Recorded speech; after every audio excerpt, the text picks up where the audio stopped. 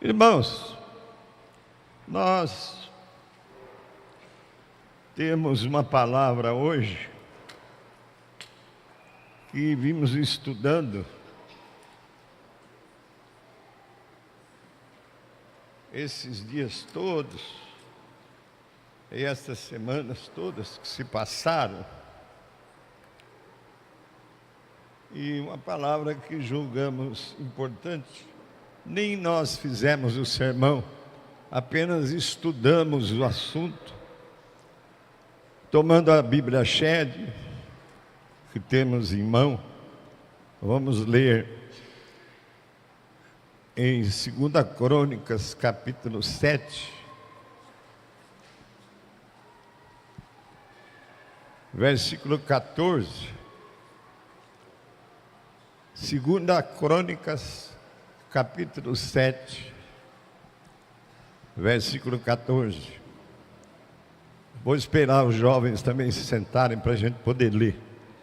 A palavra de Deus é super importante no culto.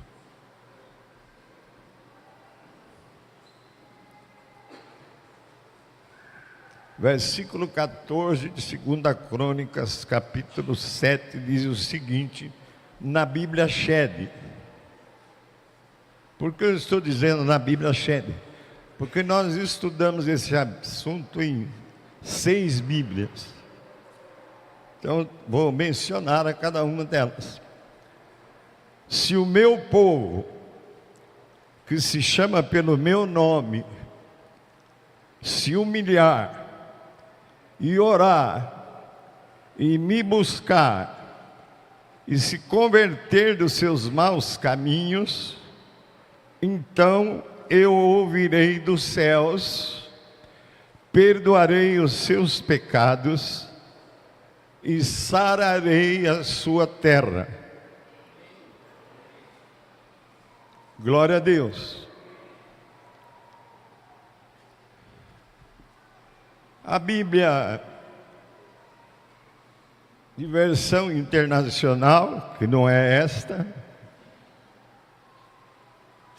diz o seguinte, nestes 3 versículos, de 13 a 15, de 2 Crônicas, nova versão internacional.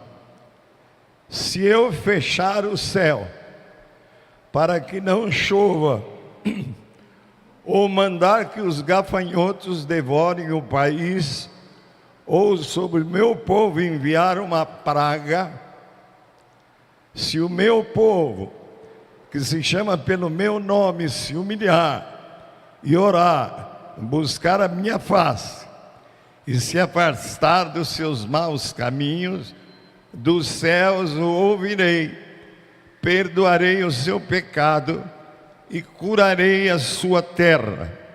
De hoje em diante, os meus olhos estarão abertos e os meus ouvidos atentos às orações feitas neste lugar. Esse lugar era o templo de Deus que estava sendo ofertado a ele por Salomão. Estou ainda na versão internacional. Na sua introdução aos 2 Crônicas, tiramos um resumo. Israel possuía a lei e os profetas, isto é, a Constituição. Vocês viram a importância da Constituição, mencionada por esse novo presidente eleito. Sem Constituição não há democracia. A Constituição de Israel era a lei de Moisés. E o que os profetas davídicos falavam. Nem os reis, irmãos, nem o templo que estava sendo oferecido, que tinha sido construído, nem os reis, nem o templo tinham sido garantia da segurança e das bênçãos de Israel. Tudo dependia da fidelidade à lei por parte de Israel e do rei. O pecado sempre provoca juízo em forma de alguma desgraça. Como, por exemplo, pecado provoca enfermidade. Pecado provocava derrota na guerra, naquele tempo.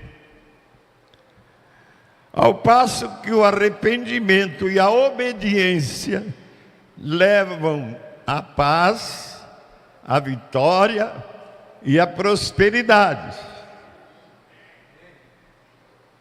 É o resumo que eu tirei da introdução do Segunda Crônicas, da Nova Versão Internacional, e ela continua. A nação necessitava de uma reedificação sobre uma base espiritual. É o que a nossa nação agora precisa. Eu dou graças a Deus, não sei se você pode dar comigo, de ter presenciado um pastor orando logo depois da vitória desse novo presidente. Me pus ao lado daquela oração. E visitando ontem um irmão, que é alfaiate, criticou muito aquela oração e aquele pastor. Não é hora de crítica. Já foi a hora. Passou.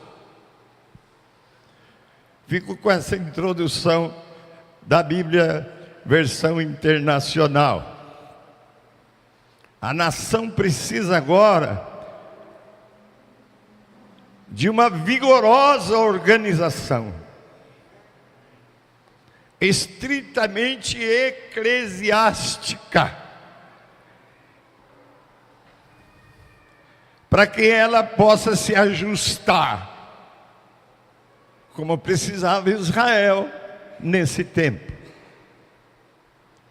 Fica claro que o autor de Crônicas queria manter a esperança que Israel tinha no Messias vindouro, no Messias prometido pelos profetas, no filho de Davi, como era chamado, em conformidade com as promessas dos profetas, incluindo os de sua época. Salomão, 3 profetas que li e conferi: Ageu, Zacarias capítulo 6 especialmente, e Malaquias. Promessas que Deus fez a Davi e a Salomão. Isso você pode conferir no 2 Crônicas capítulo 23 em diante. Bíblia agora de estudo MacArthur, não é mais esta nem a internacional, é a Bíblia que eu ganhei do Bilão, no meu aniversário último, com uma bela dedicatória. Bíblia de estudo MacArthur. O capítulo 7 que estamos vendo nessa Bíblia, versículos 13 a 16, exatamente essa parte, 13 a 16, apresenta as condições para o perdão nacional dos pecados de Israel.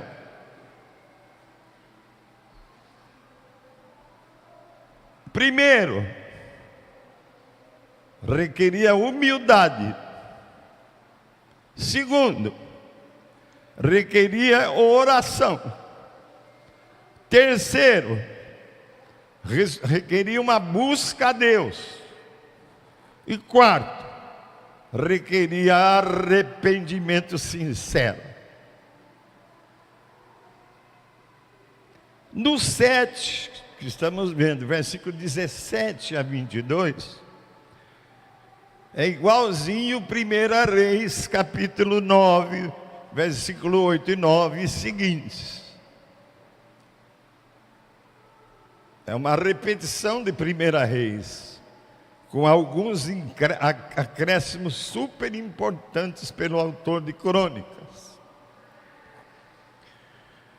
E desta casa, diz 1 Reis, capítulo 9, 8 e 9. E desta casa agora tão exaltada, que casa? O templo que tinha sido construído por Salomão, por 13 anos de construção, está sendo entregue ao Senhor. E a sua casa construída, aliás, por 13 anos foi a casa de Salomão, e 9 anos o templo. Estão sendo dedicadas a Deus. Então, e desta casa, diz 1 Reis, o templo, agora tão exaltado como foi por Deus, e pela própria oração de Salomão ao entregar o templo, orando a Deus, vale a pena você ler o 9 inteiro e o 6 inteiro de 2 Crônicas, que é a oração de Salomão da entrega do templo ao Senhor. E desta casa agora tão exaltada, todo aquele que por ela passar, pasmará e assobiará e dirá: por que procedeu o Senhor assim com esta terra e esta casa?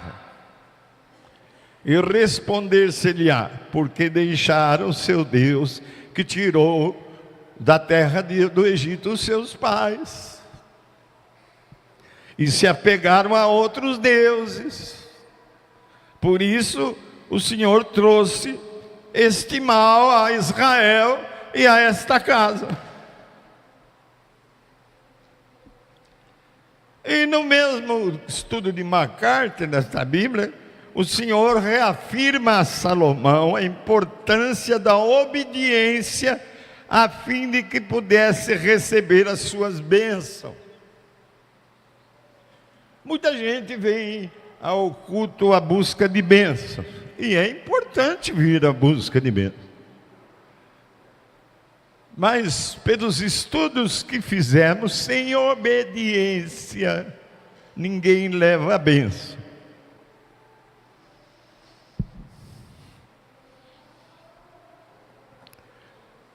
E o capítulo 2, versículos 3 e 4 de 1 Reis diz assim: guarda os preceitos do Senhor, teu Deus, para andares nos seus caminhos, para guardares os seus estatutos, para que prosperes em tudo quanto fizeres. Você quer prosperar? Tenha condição. Dada a Israel, que é povo de Deus, e dada ao Israel espiritual, que somos povo de Deus hoje. Se Israel, irmãos, abandonasse o Senhor, Ele, Deus, eliminaria Israel da terra prometida. E destruiria o templo. Vejam, a destruição do templo aconteceu em 586 a.C., exatamente 100 anos depois da entrega de Salomão do templo ao Senhor. O que demonstra que Israel não obedeceu. E quando Deus recebe para sempre o templo, recebeu para sempre, se houvesse obediência. 100 anos depois, o templo foi totalmente destruído. Isso demonstrou a ira do Senhor contra o pecado de Israel. E no capítulo 7 que estamos vendo, o versículo 17 e 18, nessa Bíblia MacArthur, ele fala: também confirmarei. Quer dizer, se houvesse obediência por parte da nação de Israel, o reino seria consolidado e não faltaria sucessor para o rei. A desobediência dos corruptos, como é hoje nesta nação,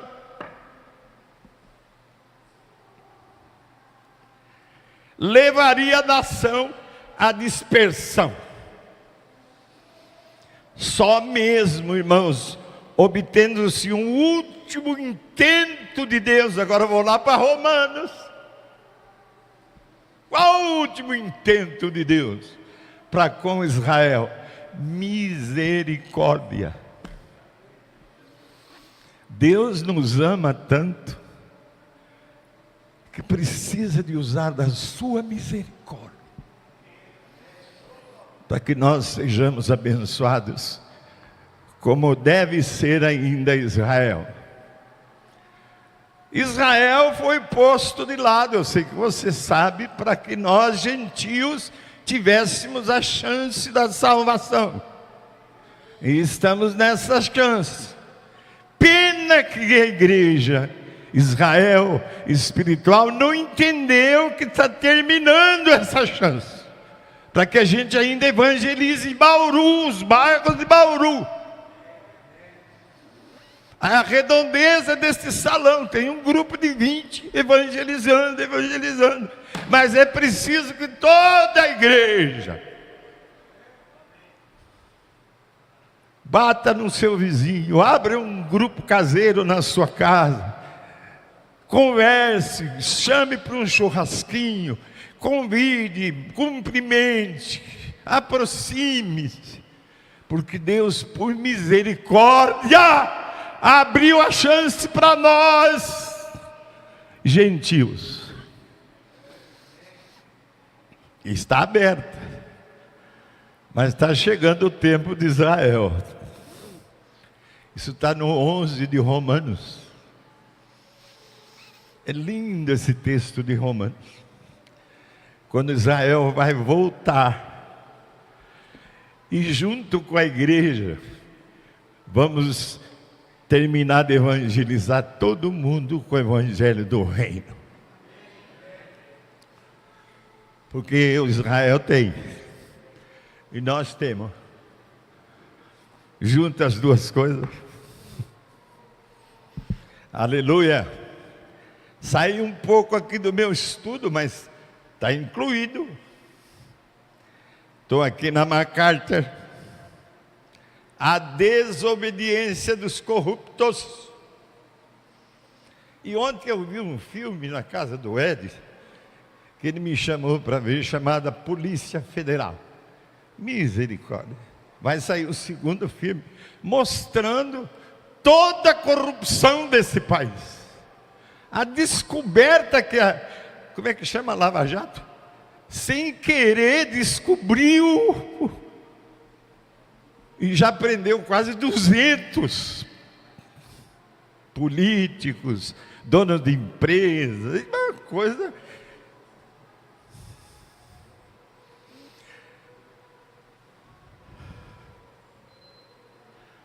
Essa desobediência, agora presta atenção, porque Deus está falando com o seu povo. Se o meu povo, está falando para nós, está falando para Israel, se o meu povo, bate no irmão e pergunta: você sabia que você é povo de Deus? Pergunta. Você vê que tem gente que nem pergunta. Pergunta: você sabia que você é propriedade de Deus? Está no capítulo 2 de 1 Pedro. Você sabia que você é parte da nação santa de Deus? Sabia ou não? Sabe ou não? Se o meu povo, Deus não está falando para os corruptos, está falando para o povo dele, nós.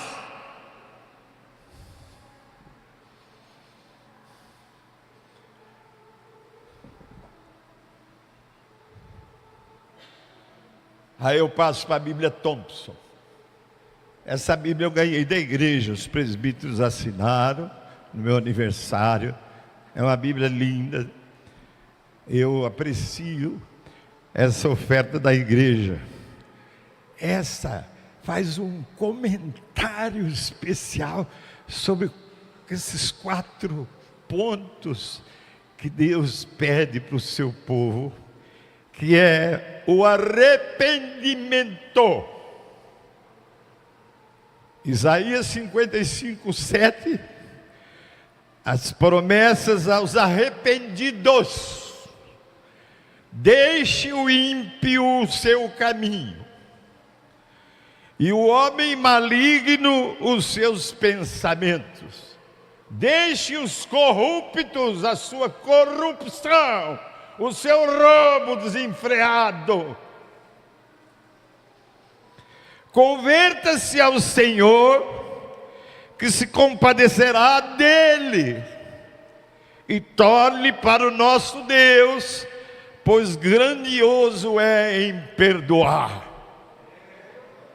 Olha que ontem eu vi um cara com 400 bilhões, nosso, e Deus está pronto a perdoá-lo. Se houver arrependimento. Outro tema é volta a Deus, se buscar a Deus, volta a Deus, volta a Deus. Promessas aos contritos de coração, promessas aos humildes, promessas aos contritos de espírito, para você entender, promessas aos quebrantados de coração.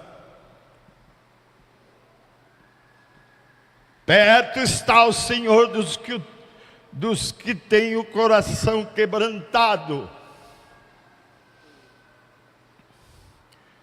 Ele salva os contritos de espírito. Ele salva os humildes. E outro tema do versículo 14 do capítulo 7 é buscar a Deus. É o nosso dever. Você sabia que o seu dever é buscar a Deus? Você ora para buscar bênção. Não é isso que está falando aqui. É buscar a face de Deus. Nessa Bíblia fica bem claro, porque ele fala o rosto de Deus, a presença de Deus, a manifestação pessoal de Deus ao nosso lado, e hoje pelo Espírito Santo em nós. Glória a Deus.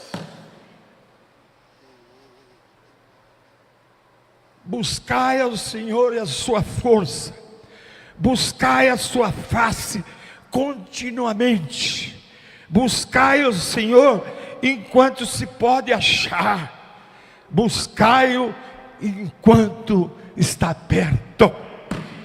Glória a Deus. Isso está em Jeremias 29:3.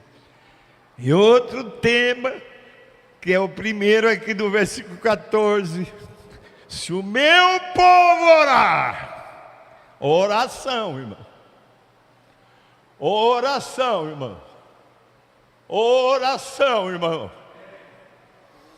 E a oração nesse tempo de Salomão era no templo, era na reunião de terça-feira,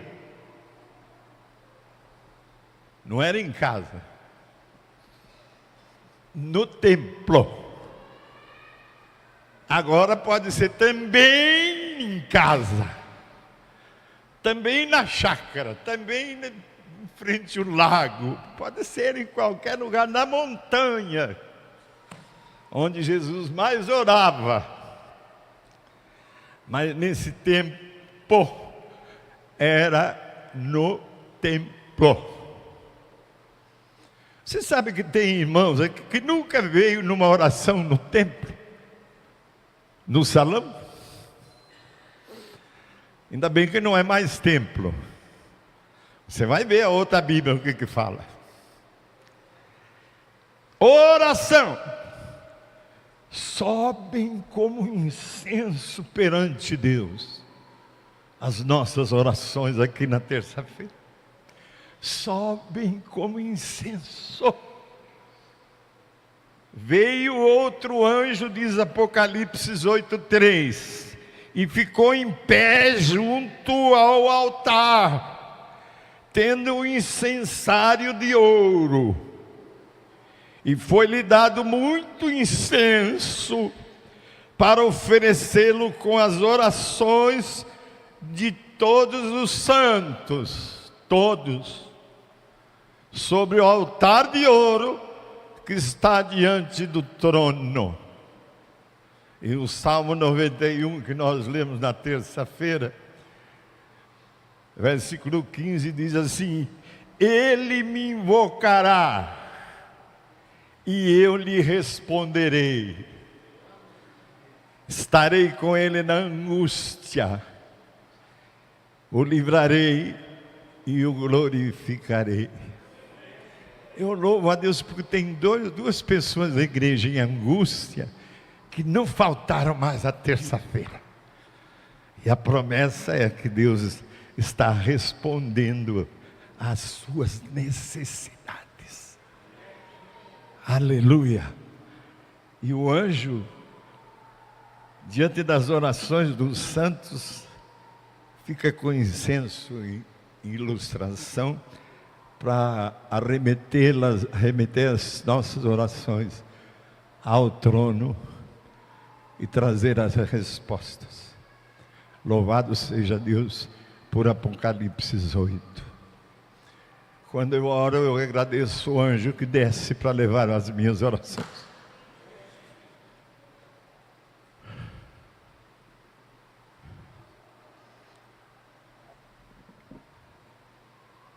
E essa Bíblia fala sobre o povo de Deus, especificamente em Êxodo 19, 5, 6, fala: Agora, pois, se diligentemente ouvides a minha voz, Deus está falando.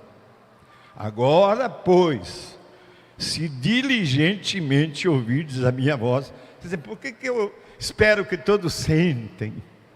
Não é andando que você vai ouvir diligentemente a voz de Deus. Não é indo beber água. Eu aprendi isso na Argentina.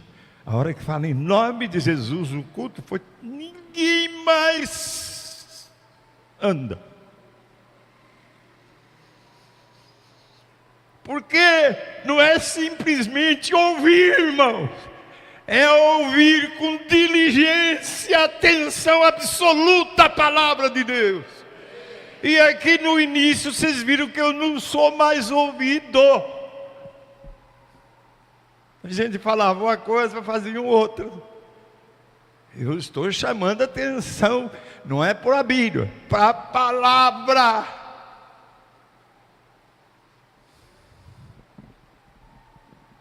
Abílio, mas você vai falar isso domingo? Pai, eu vou falar o que o senhor falar. Se o senhor falar, vai falar. Mas não vai ser muito do agrado do povo. Não importa, se for do teu agrado, vou falar. Porque daqui uns dias eu vou partir e vou ser cobrado e vou dizer: eu falei.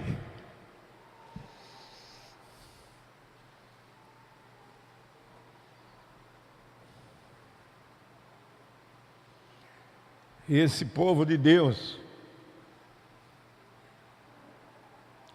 agora, pois, se diligentemente ouvirdes a minha voz e guardardes a minha aliança.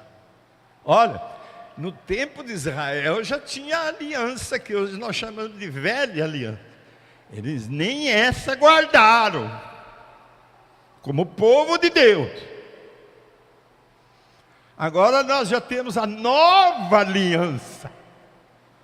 Não é mais a velha, a lei de Moisés, tabernáculo, não é nada mais disso, não é sábado, não é lei, agora é amor, agora é nova aliança.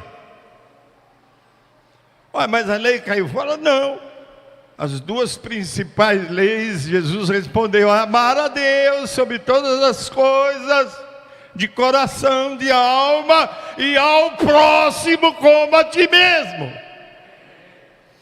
Será você, quando falta ao corpo de Cristo, que é a igreja, por uma razão qualquer, está amando o seu irmão? É uma pergunta. Eu não estou julgando. Lógico que você tem que faltar por motivos importantes, mas uma falta por um feriadinho, como um feriadão como esse. Eu tenho a minha família agora com os meus bisnetos, num lugar que só nesses 3 dias podiam ir. Não falta aqui, ele dirige o culto, faz o louvor, está liberado. Ninguém é contra, mas por uma razãozinha qualquer, como só ia acontecer às vezes,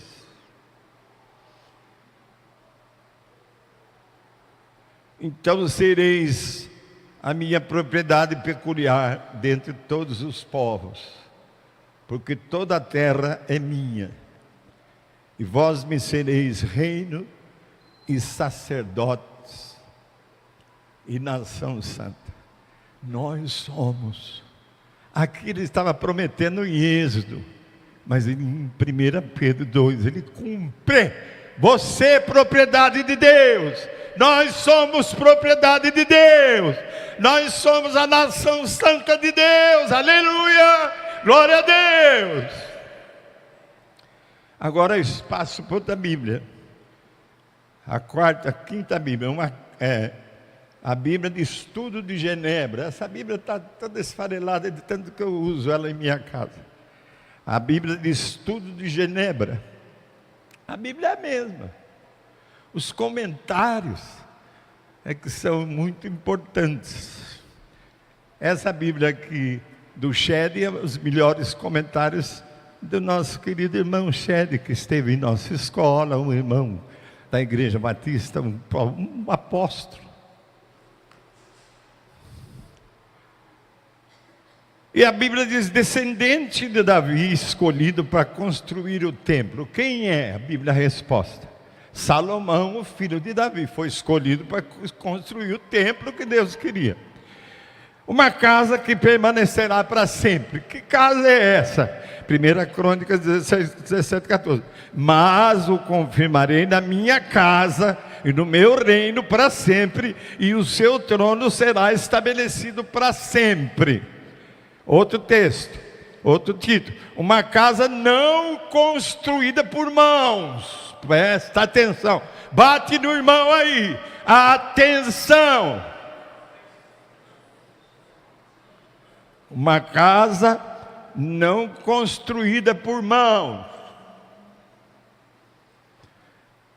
Hebreus 9:11.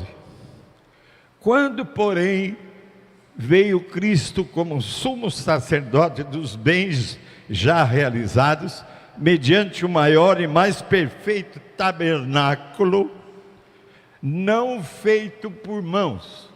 Não é mais aquele tabernáculo feito depois da lei de Moisés, feito por mãos. O tabernáculo hoje não foi feito por mãos.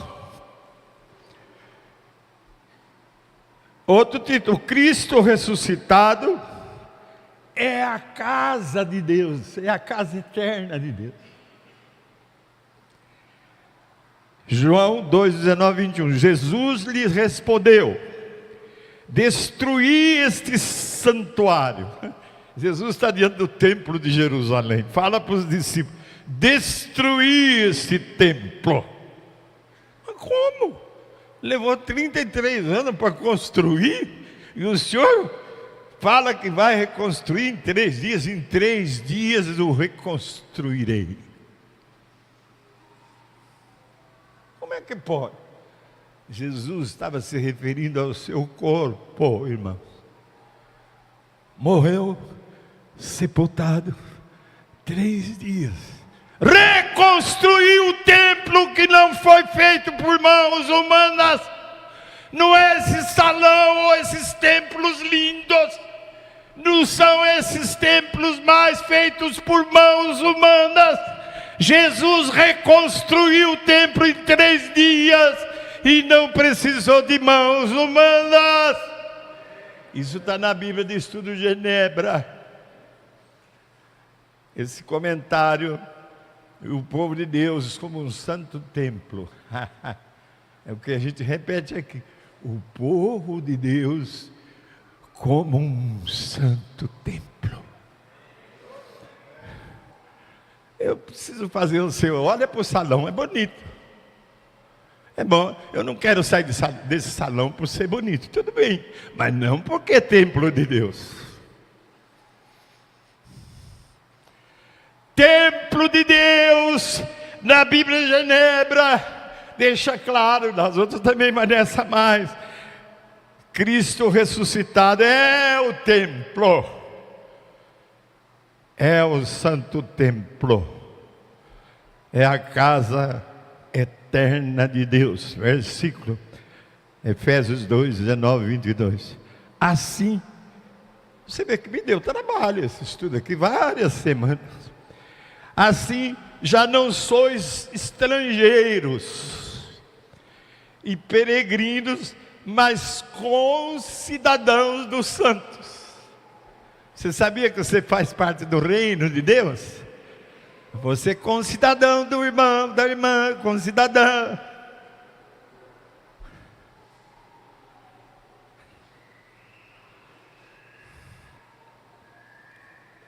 Assim já não sois estrangeiros e peregrinos, mas concidadãos dos santos, e sois da família de Deus. A Bíblia, por que você grita? Não precisa gritar. É porque eu não posso me conter.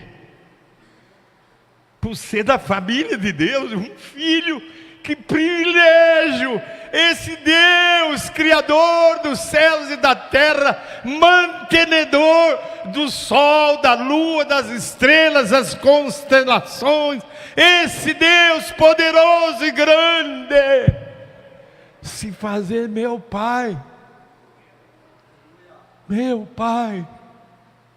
teu Pai. Ele te olha, Ele não te deixa, Ele é teu Pai. E você foi adotado, escolhido antes da fundação do mundo, eleito para ser santo, separado para Ele, irrepreensível, e em amor em Cristo, filho adotivo da sua família, comprado por preço de sangue do seu Filho amado Jesus, pago, regenerado.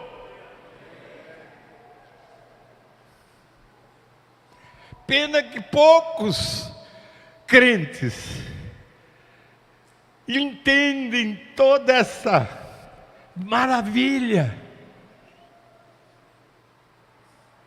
entendem toda essa preocupação que Deus tem através de toda a história por cada um de nós. Eu fico pensando em mim, agora que está faltando uns dias para completar 90 anos, fico pensando, eu desde lá da Água do Rosa, quando eu nasci, e todas aquelas situações que eu fui revendo, como é que Deus pode ter amor e misericórdia por a Bíblia como esse. E teve. E por você também. E por você também. Por isso, no dia 9, eu vou pagar uma viagem para toda a minha família biológica. Não posso pagar para todos vocês. Porque 90 anos não é brincadeira para Deus aguentar nós. Eu vou pagar, nós vamos para um hotel aí chique, que eu nem sei onde é. O Gabriel já contratou, não é barato. Eu vou estar com todos, desde os meus bisnetinhos, neto, todo, junto, 3 dias. Para comemorar 90 anos de tolerância de um Deus Pai, que me considerou em Cristo apto para pertencer à sua família. E a você também, eu não estou falando de mim. Chama isso para você. Larga a mão de ser tonto. Agora eu vou para a última Bíblia que eu estudei. A Bíblia Antigo Testamento interpretado versículo por versículo. Não é Bíblia, é um comentário do Novo Testamento e do Velho. Foi no Velho, o capítulo 7, esses versículos que estamos vendo, o 13 a 15. Se eu cerrar o céu, Deus falando, de modo que não haja chuva,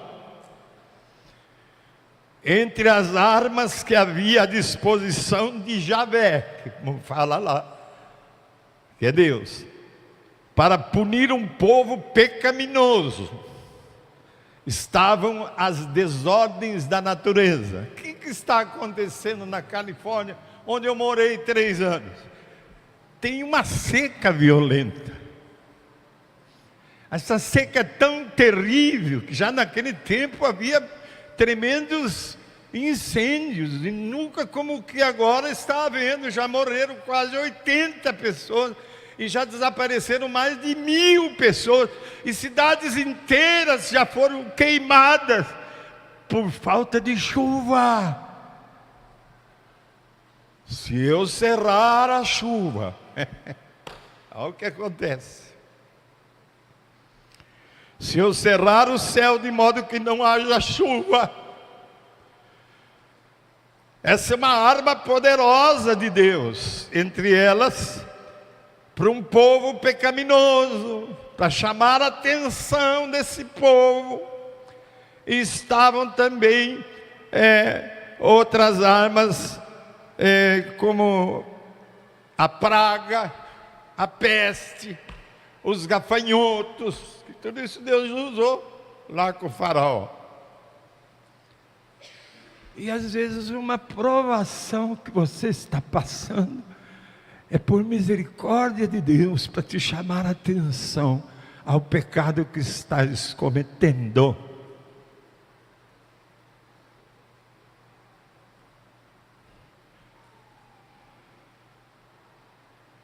O pecado pode fazer Deus reter a chuva, as chuvas necessárias.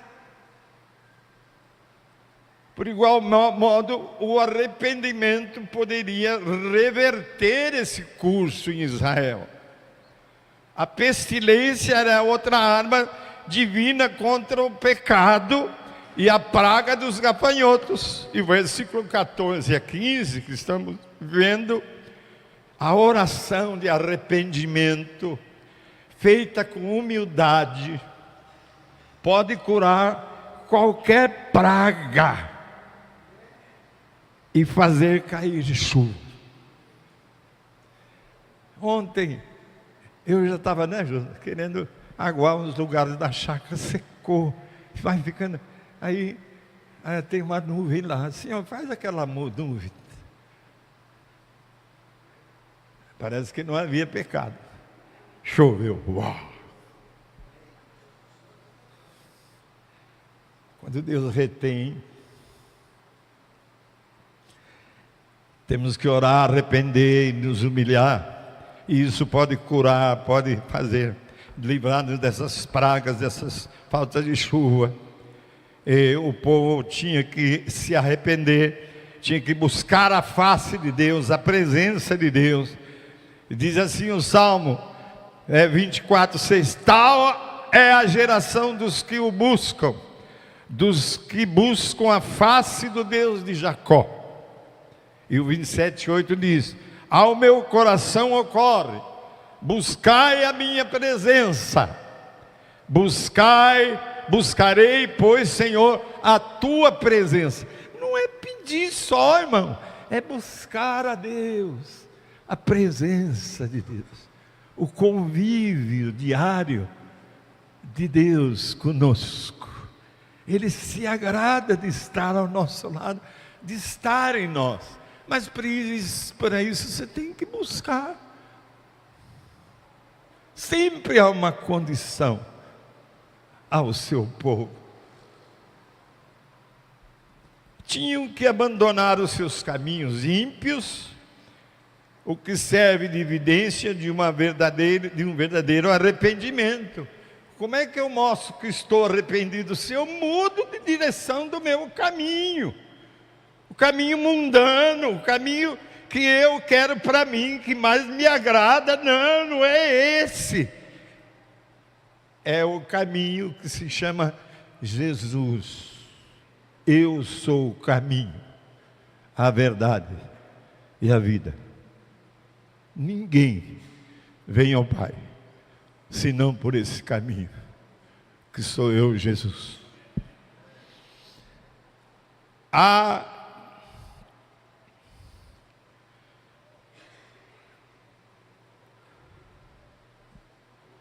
E assim, se buscarmos esse caminho, olha o que Deus fala ali no texto.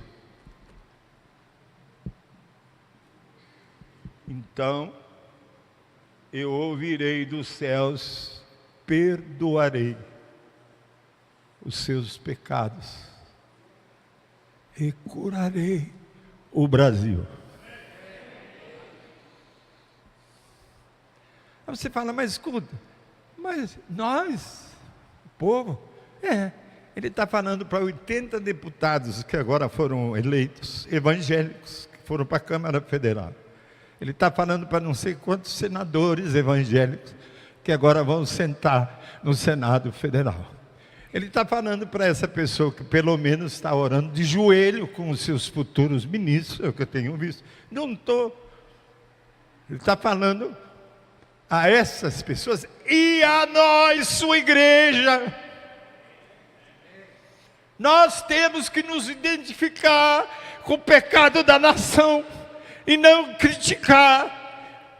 Já passaram as eleições, agora é hora de nos pormos de oração, de joelhos, em humildade, em busca da face, da presença de Deus, para essa nação toda, começando no Palácio do Governo Federal, no Congresso, nos governos de Estado, nas câmaras de deputados, nos prefeitos, nos vereadores, nos juízes, nas polícias e em todo o povo.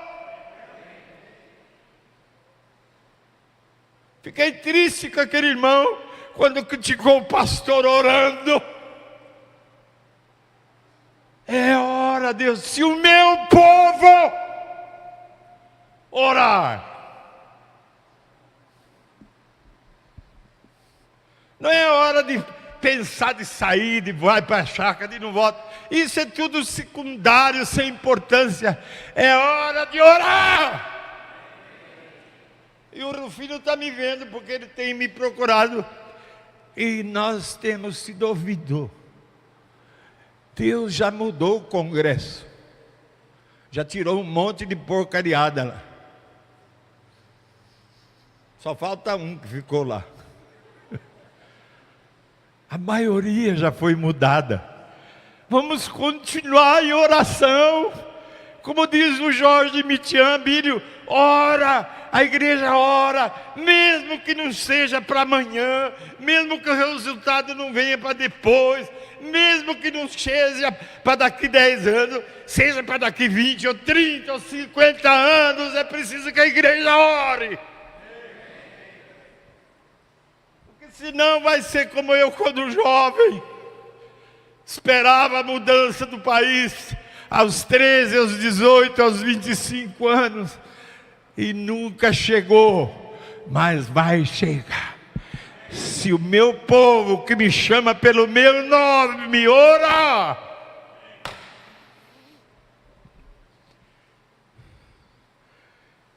e me buscar, e converter dos seus maus caminhos, pondo, irmãos, em primeiro lugar o reino de Deus, o governo de Deus, a justiça de Deus. E eu ouvirei dos céus, perdoarei os seus pecados. Pecado de quem? Nosso, da nação. Nós também somos brasileiros. Nós também somos a nação pecadora. Ele vai perdoar. E vai curar essa nação. Vai curar esse Brasil amado. Eu gosto de falar, de lembrar desse Brasil que ainda continua sendo abençoado com ferro, aço, ouro, petróleo, produção de soja, de milho, de algodão, de carne de vaca exportando como ninguém, de frango, tantas coisas que Deus continua abençoando e vai abençoar a nação corrupta. Termino.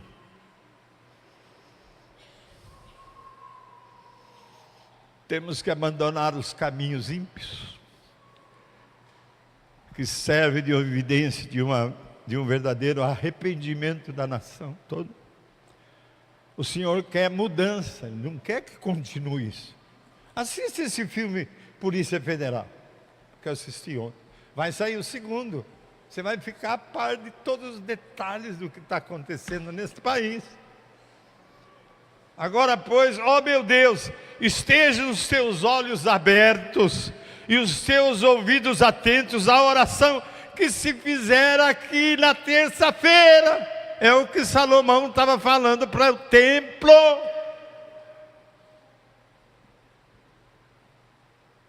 E as orações que fizemos em nossas casas, em outros lugares.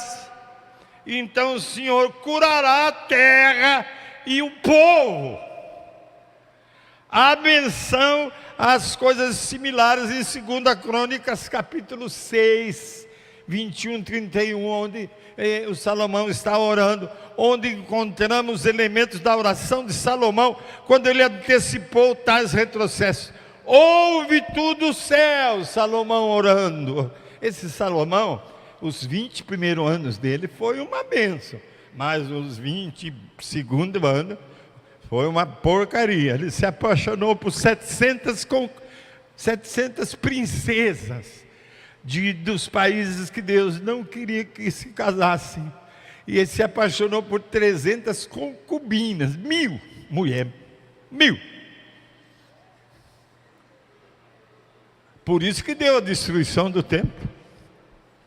Aí termino.